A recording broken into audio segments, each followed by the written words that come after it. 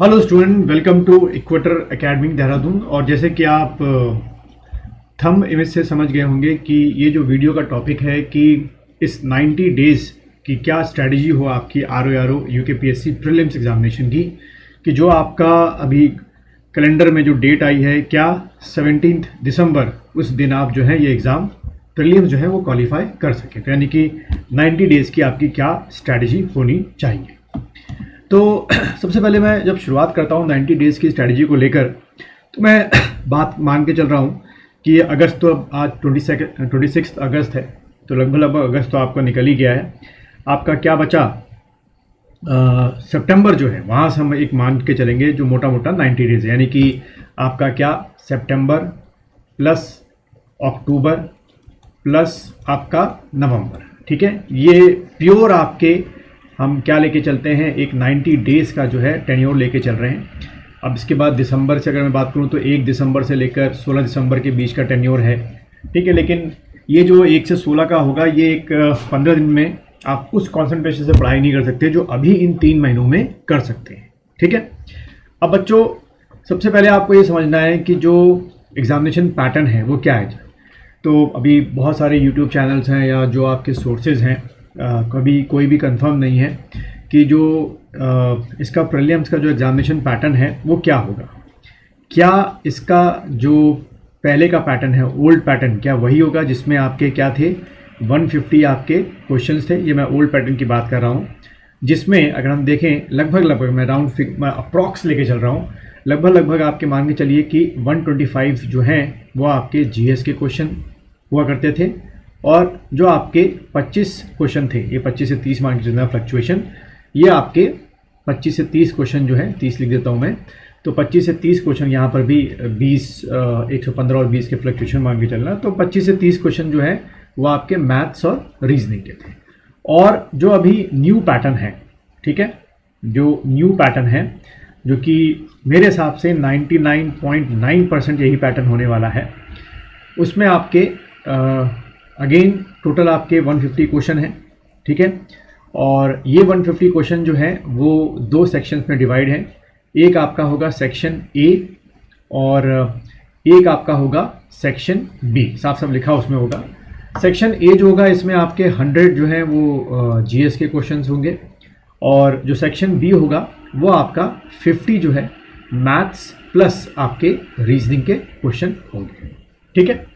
तो मेरे हिसाब से ये जो नया पैटर्न है, इसी के हिसाब से आप तैयारी कीजिए। अब जब नोटिफिकेशन आएगा तब फिर सबको यकीन होगा कि नया पैटर्न है या ओल्ड पैटर्न। लेकिन मैं 99.9% श्योर हूँ कि नया पैटर्न ही अडॉप्ट किया जा रहा है, जिसमें सेक्शन A और सेक्शन B में डिवाइड है। अब बच्चों, यहाँ से अगर हम बात करें कि आप में से कई ऐसे स्टूडेंट्स होंगे जो बिल्कुल न्यू होंगे, यानी कि बिल्कुल इस PCS की तैयारी में नए आ रहे होंगे, तो उनके लिए जो स्ट्रैटेजी है वो अलग किस्म की बनेगी, ध्यान रखना। और आप में से वो स्टूडेंट होंगे जो इसके पहले पिछले साल की अगर मैं बात करूं तो उसमें वो PCS आपका अपर दे चुके होंगे, आपका लोअर दे चुके होंगे, FRO का जो पेपर है वो दे चुके होंगे, या आप में से वो पुराने स्टूडेंट होंगे जो अभी UKSSC का जो कंबाइंड ग्रेजुएट लेवल का पेपर हुआ था वो दे चुके होंगे, पटवारी जो है वो दे चुके होंगे, सिपाही का जो है वो दे चुके होंगे, ये लोग हैं, ठीक है। तो जो बिल्कुल नए स्टूडेंट हैं उनकी पढ़ाई की स्ट्रैटेजी बिल्कुल अलग ढंग से बनेगी। और जो ये एक्सपीरियंस स्टूडेंट है, एक्सपीरियंस का सेंस मतलब बेचारे कुछ नंबरों से, कुछ पॉइंट से आपके रह गए, या ऐसे स्टूडेंट हैं जो 20 नंबर से, 30 नंबर से रह गए, लेकिन अब उन्होंने ठान लिया कि अगला जो पेपर होगा उस पेपर में वो उस पेपर को क्रैक करके रहेंगे।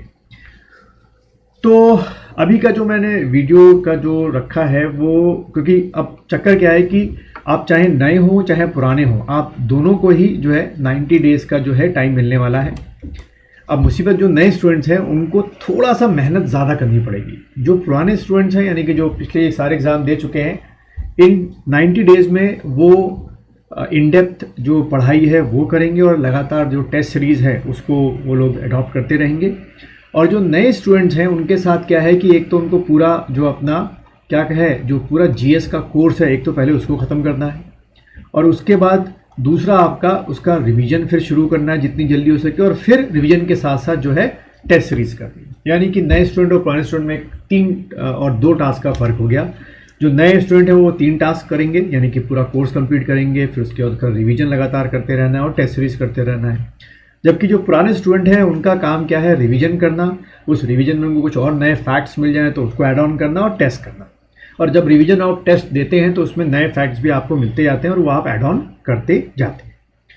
तो देखिए, नए स्टूडेंट्स जितने भी आप में से हैं, आपके लिए बड़ी टफ फाइट होने वाली है, क्योंकि टाइम बहुत बहुत कम है। 90 डेज कुछ भी नहीं होता है, लेकिन अगर आपने ठान ली है तो आप 90 डेज में भी आराम से कर लेंगे। ठीक है, तो अब बात करें कि इन 90 दिनों में हम दोनों ही स्टडी, मतलब दोनों स्टूडेंट के पॉइंट ऑफ व्यू से बताऊंगा कि कैसे आपको करना है इसकी पढ़ाई। अभी मैं उनकी बात नहीं कर रहा हूँ जो हाउस वाइफ्स हैं या जो जॉब में जाते हैं, प्राइवेट जॉब में जाते हैं, मैं अभी उनकी बात नहीं कर रहा हूँ। फिर उनकी जो अलग ही, क्योंकि उनके पढ़ाई के लिए जो आवर्स होते हैं वो बहुत कम मिलते हैं। ठीक है, मैं ओवरऑल लेके चल रहा हूँ, और अब आपके ऊपर है कि आप कैसे अपने पढ़ाई के जो घंटे हैं वो आप निकालते हैं। ठीक, तो हम नए पैटर्न के अकॉर्डिंग जो है वो पहले डिस्कस करना शुरू करेंगे, उसी के अकॉर्डिंग लेके चलेंगे। अब अभी तो ये कहना बिल्कुल ही गलत होगा कि क्या कट ऑफ हो सकती है out of what total 150 question में से, कि भाई आप जो है RO के मेंस के एग्ज़ाम के लिए आपका कॉल आ जाए। लेकिन अगर आप पिछले कई सालों के पेपर को उठा के देखें, या आप अपने नेबरिंग स्टेट हिमाचल हो गया, या आपका यूपी हो गया, या राजस्थान हो गया, या MP हो गया, इनके भी अगर आप देखें तो एक एवरेज जो हमको निकलता है वो हमारा एवरेज क्या निकलता है, लगभग 70% जो है अगर आप मिनिमम स्कोर कर लेते हैं तो आपका जो बच्चों नाम है वो बहुत आराम से जो है वो किस में आता है, इसमें इसके क्या कहते हैं, मेंस के एग्ज़ाम के लिए आ सकता है। ठीक, तो अगर हम 70% निकालें 150 क्वेश्चन में, तो एक अप्रॉक्स राउंड फिगर में अगर लें तो वो आपका 105 आपके जो क्वेश्चंस हैं वो आपके होते हैं। ठीक है, सेफ साइड 105 क्वेश्चन मैं ये लेके चल रहा हूँ, और कुछ ज़्यादा ही अगर सेफ साइड चाहिए तो आप 110 प्लस जो है लेके चले। मैं फिर बोल रहा हूँ, ये कट ऑफ अभी देना बिना पेपर के, बिना नोटिफिकेशन के आए, बिना पेपर के हुए 17 दिसंबर को, क्योंकि ये जो कट ऑफ वाली चीज़ें होती हैं ये हमेशा तभी बताई जाती हैं जब हम ये देखते हैं कि पेपर का लेवल क्या था, कितने कैंडिडेट उस दिन वहाँ पर बैठे, तभी हम बता पाते हैं कट ऑफ क्या जाएगी। ठीक है, लेकिन पिछले जितने आपके एग्ज़ाम हुए हैं वहाँ पर सेफ साइड हम लेके चलते हैं कि 70% अगर आपका है तो आराम से आपका जो प्रीलिम्स का एग्जामिनेशन है वो आप क्वालिफाई कर लेते हैं। तो यहाँ पे मैं 105 एक सेफ साइड मान के चल रहा हूँ कि अगर आप 105 क्वेश्चन 150 में से कर लेते हैं और श्योर शॉट 100%, हाँ यहाँ पे लेके चले 99.9%, और 110 का मतलब हो गया 100%। ठीक है, वैसे ये भी परसेंटेज कहना गलत है, लेकिन एक कुछ ना कुछ तो भाई देखो टारगेट रखना ही पड़ेगा हमको। तो अब ये जो 105 क्वेश्चन हैं ये कैसे लाए जाएं भाई, बिल्कुल सही किए जाएं। ठीक है, तो देखो अब यहाँ पर मैं दो कैटेगरी के स्टूडेंट को लेके चलूँगा। एक को मैं नाम लिख लेता हूँ ए स्टूडेंट, ठीक है, एक का नाम मैं रख लेता हूँ भाई आपका क्या, एक्स स्टूडेंट। ठीक, ए स्टूडेंट और आपका एक्स स्टूडेंट। अब ये जो ए स्टूडेंट है इसका आपका किसका बैकग्राउंड है, आपका मैथ्स का बैकग्राउंड है। ठीक है, यानी कि ये वो ए स्टूडेंट है जो अभी हाल में ही बैंक पीओ, क्लरिकल या एसएससी एग्ज़ाम, या इसका जो मैथ्स और रीजनिंग में जो कॉन्सेप्ट है वो बहुत अच्छा क्लियर है, क्योंकि ये ऐसे वनडे एग्ज़ाम देते आ रहा था जिसमें मैथ्स और रीजनिंग बहुत अच्छी लेवल की पूछी जाती है। ये जो एक्स स्टूडेंट है ये या तो आपके किसके साइड का होगा, कॉमर्स के साइड का होगा, या ये बीए के साइड का होगा, या ये आपका बीएससी बायो ग्रुप के साइड का होगा। ठीक है, ये वाले जो हो गया आपके मैथमेटिक्स के साइड के हो गए। बट मैंने कई स्टूडेंट ऐसे भी देखे हैं जो कॉमर्स या बीए साइड के या बीएससी साइड के होते हैं, उसके बावजूद जो है उनका जो मैथ्स और रीजनिंग होता है बहुत अच्छा होता है। लेकिन अगर रेशो की बात करें तो ज़्यादातर मैंने देखा है कि कॉमर्स, बीए, बीएससी के जो स्टूडेंट्स होते हैं उनका मैथ्स और रीजनिंग में इतना हाथ साफ नहीं होता है।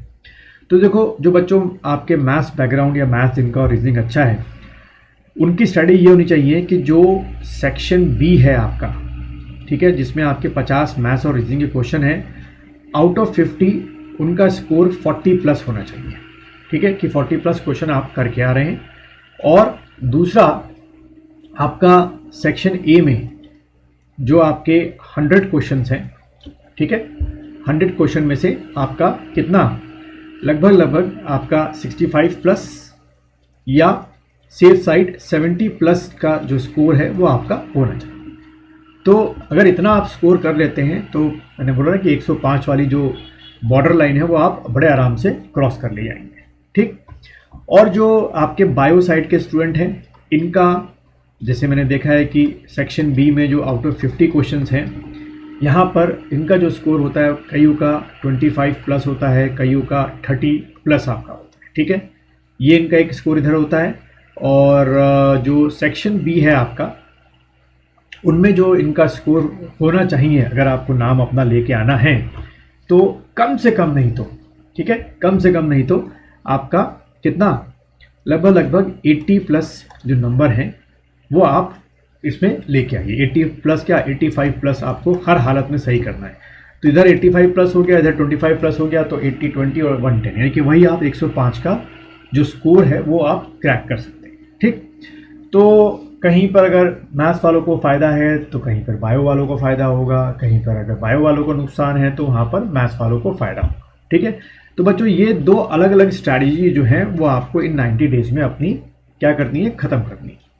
अब यहाँ पर अगर मैं दोनों स्टूडेंट्स की बात करूँ, ए स्टूडेंट और एक्स स्टूडेंट, तो दोनों का जीएस रोज का होना चाहिए। लेकिन जो एक्स स्टूडेंट है, जो बायो बीए कॉमर्स साइड के, आपका जो मैथ्स पे आपका जो पकड़ है या जो प्रैक्टिस है वो थोड़ा आप टाइम ज़्यादा दीजिए। यानी कि दिन भर में कम से कम बोल रहा हूँ 2 से 3 घंटे जो है मैथ्स के आपके अलग जो सवाल हो गए, जैसे कि आपका मैथ्स में जो एक एक क्वेश्चन जहाँ से हमें पता है कि 1 या 2 क्वेश्चन उस चैप्टर से आते ही आते हैं, जैसे कि आपका परसेंटेज हो गया, रेशियो एंड प्रोपोर्शन हो गया आपका, फिर उसके बाद आपका प्रॉफिट एंड लॉस हो गया आपका, फिर उसके बाद आपका एज के क्वेश्चन हो गए, फिर उसके बाद स्पीड के क्वेश्चन हो गए, बोर्ड के क्वेश्चन आपके हो गए, फिर है ना, और उसके बाद आपके नंबर सिस्टम के आपके क्वेश्चन हो गए, फिर एसआई हो गया, सीआई हो गया। लगाते रहोगे तो आराम से होता जाएगा। इसी तरीके से आपके रीजनिंग भी, आप जो वर्बल है, नॉन वर्बल रीजनिंग है, लिखाई है, वहाँ पर आएगी जरूर, ठीक है। और जो उधर मैथ्स वाले एक ग्रुप के स्टूडेंट हैं, आपका जीएस जितना आप पढ़ सकते हो डिटेल में उतना आप पढ़ें इन 90 डेज में, ठीक है। तो ये आपको ध्यान रखना है। तो अब यहाँ से हमको एक टारगेट समझ में आ गया कि मैथ्स वाले जो हैं, ए स्टूडेंट जो मैथ्स बैकग्राउंड वाले हैं, वो अपना सेक्शन बी में 40 प्लस का टारगेट रखें और इधर 65-70 प्लस का टारगेट रखें जीएस में। और जो बायो ग्रुप वाले हैं, आपकी स्ट्रेंथ जीएस होनी चाहिए फिर कि भाई 80 प्लस या 85 प्लस का टारगेट रखें, और मैथ्स में 20, 25 या 30 क्वेश्चन का आप टारगेट रखें। और ये टारगेट आपको रोज सामने रखना है और पढ़ते रहना है, तैयारी इन 90 दिन में करनी है। और यहाँ एक और चीज़ आपको ध्यान रखना है कि ये जो 90 दिन की स्ट्रैटेजी, 90 दिन की स्ट्रैटेजी ना मान के रोज़ की स्ट्रैटेजी है, डेली। ये किसकी स्ट्रैटेजी है? आपकी डेली स्ट्रैटेजी है। रोज़ आपको पता करना है कि सुबह से लेकर रात 12 बजे तक क्या क्या आपने जीएस में टॉपिक्स पढ़े, क्या क्या आपने मैथ्स में कितने चैप्टर्स को प्रैक्टिस किया, रीजनिंग के कितने चैप्टर को प्रैक्टिस किया। क्योंकि प्रैक्टिस ही आपको, खासतौर पे जो बायो वाले स्टूडेंट हैं, आपको मैथ्स और रीजनिंग में 25 प्लस या 30 प्लस आपको आगे पहुँचा सकती है। ये आपको एक स्ट्रैटेजी बनाकर चलनी, ठीक है।